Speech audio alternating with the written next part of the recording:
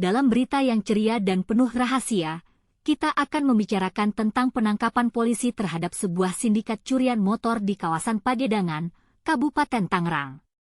Sindikat ini diotori oleh seorang satpam bernama Yas yang berusia 22 tahun dan istrinya, Sa, yang berusia 24 tahun. Dari sindikat ini, polisi menyita 16 unit motor hasil curian, serta senjata api rakitan dan beberapa peluru. Berita ini benar-benar mengasyikkan, karena polisi juga menemukan sebuah senjata api rakitan jenis revolver yang digunakan oleh salah satu pelaku, pemetik, untuk melindungi diri dan membela diri jika dihadapi ancaman. Selain Yas dan Sa, polisi menangkap 8 tersangka lainnya yang berperan sebagai pemetik dan membantu penadah.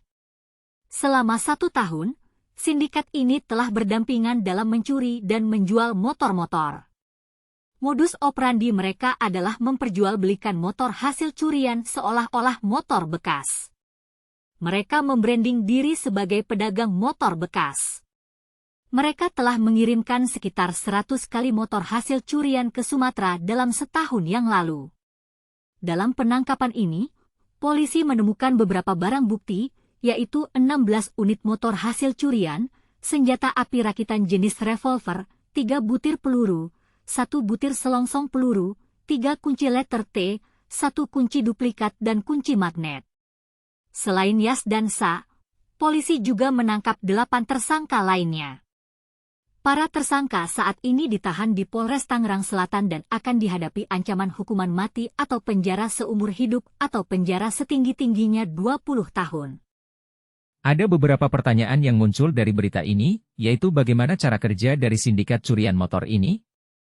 Bagaimana mereka mengambil dan mengirimkan motor-motor hasil curian ke Sumatera? Dan bagaimana polisi dapat mengungkap dan menangkap mereka? Jawabannya, polisi mendapat informasi tentang jual beli motor bekas tanpa dilengkapi surat-surat yang sah. Berbekal informasi tersebut, polisi menangkap Yas dan Sa yang berperan sebagai penadah. Hasil pemeriksaan terungkap modus operandi mereka. Selama 1 tahun, mereka telah mengirimkan motor hasil curian ke Sumatera sekitar 100 kali. Paling tidak ada 10 motor hasil curian yang dikirim dalam seminggu. Mereka mengirimkan motor-motor hasil curian ke Sumatera menggunakan truk. Kasus ini menarik dan mengasyikkan, karena mengungkap tentang kejahatan yang terjadi di lingkungan kita. Selain itu, berita ini juga mengajarkan kita untuk melindungi diri dan barang-barang kita dari penjahat.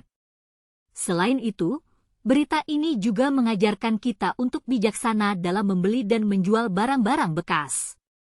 Sekarang, mari kita bertanya-tanya, apakah kita pernah berinteraksi dengan motor-motor hasil curian ini? Atau kita pernah membeli barang-barang bekas yang tidak dilengkapi surat-surat yang sah?